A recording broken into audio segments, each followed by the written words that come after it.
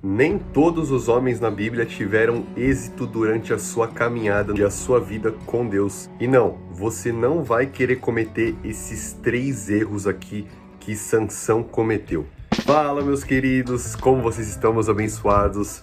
Meu nome é Vinícius, pra quem não me conhece, tenho 21 anos, sou de São Paulo, tô solteiro ainda, mas todos os dias eu tô aqui trazendo uma palavra de Deus pra sua vida. Hoje eu vim aqui trazer um tema para te alertar, ou melhor, para te conscientizar para você não cometer os erros que este herói bíblico, ele foi um herói da fé, mas mesmo assim você vai ver aqui hoje na história que eu vou te contar que ele andou todo errado, e esse homem se chama Sansão. Você já deve ter ouvido falar de Sansão. Sansão foi um homem mais forte que já pisou nessa terra, segundo a Bíblia, e a força dele não vinha de musculação, não vinha de pré-treino, mas a força dele vinha do seu cabelo. Ele era o homem mais forte, ele chegou a derrotar mais de 1000 homens numa batalha apenas com uma queixada de jumento, mas no fim da sua vida, ele acabou tendo uma atitude que acabou com a vida dele ali, e hoje nós vamos falar sobre isso. Então hoje eu tô trazendo 3 conselhos para você que é jovem cristão solteiro não fazer. Primeira coisa que você não deve fazer, que Sansão fez, se chama desobediência. Não dá para nós caminharmos com Cristo e caminharmos com o mundo. Não dá pra gente obedecer a Deus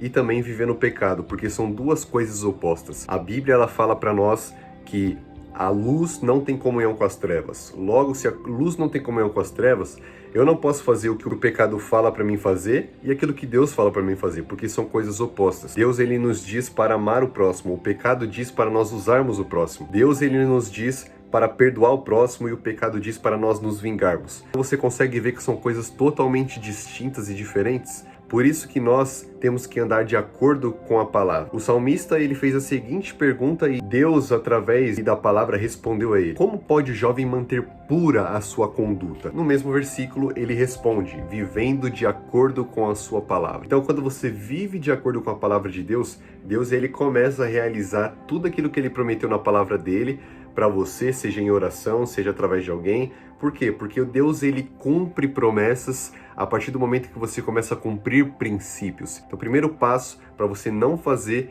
é ser desobediente. A segunda coisa que você não deve fazer, que hoje em dia é muito fácil de se fazer: flertar com o pecado. A Bíblia ela nos fala que nós não podemos ficar lutando contra o pecado. Ela nos diz para resistirmos ao diabo, mas ela não fala para nós lutarmos ou resistirmos ao pecado. Por quê?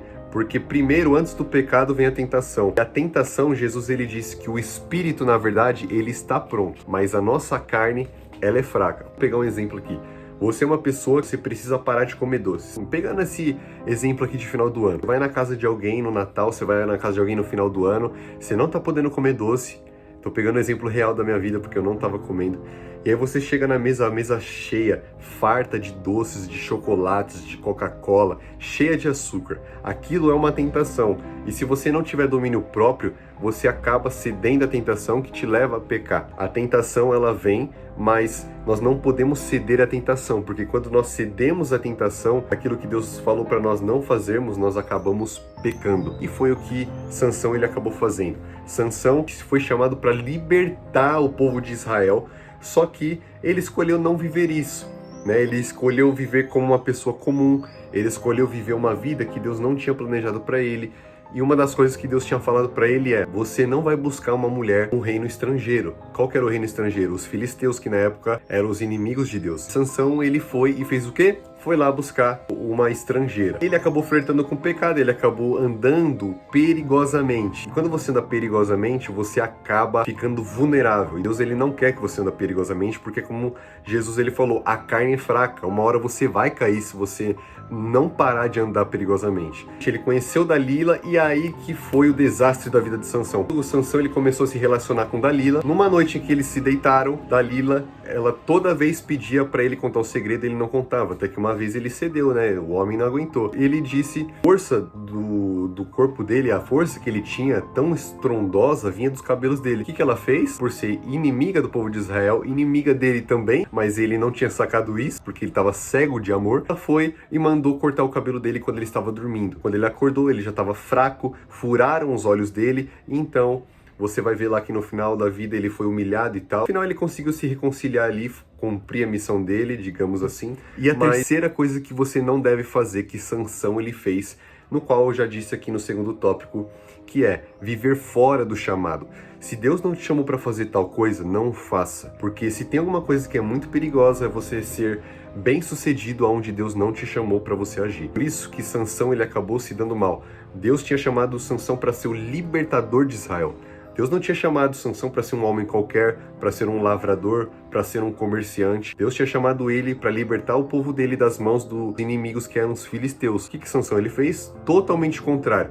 Não era para ele arrumar uma mulher lá dos filisteus, ele foi e arrumou. Não era para ele beber vinho, ele foi e ficou embriagado. Ele foi fazendo, gente, um monte de coisa que não era para ele fazer. Só que ele acabou fazendo. E no final da vida dele, ele acabou, pela misericórdia de Deus, derrubando o muro numa festa ali onde estavam exibindo ele ali, sendo envergonhado, e ele pediu forças a Deus para terminar a missão dele. Ele derrubou os 2 muros lá que Deus concedeu a força e matou muitos filisteus. Só que você concorda que não precisava ser assim? Muitas vezes a gente complica as coisas que não precisam ser complicadas. Nós fazemos um monte de coisa que não precisa ser desse jeito. Então, Sansão ele fez isso, mas ele escolheu essa vida. Ele não precisava ter feito isso. Podia muito bem ter sido o libertador de Israel e terminado a vida dele com honra. Qual que são o contrário dessas 3 coisas que eu te falei? A primeira coisa é você, ao invés de desobedecer, você obedecer. Porque a Bíblia fala que é melhor você obedecer do que você sacrificar. Quando você obedece, Deus ele se agrada e ele começa a cumprir as promessas dele na sua vida. Segunda coisa é você não flertar com o pecado, você fugir da aparência do mal. O espírito seu é forte,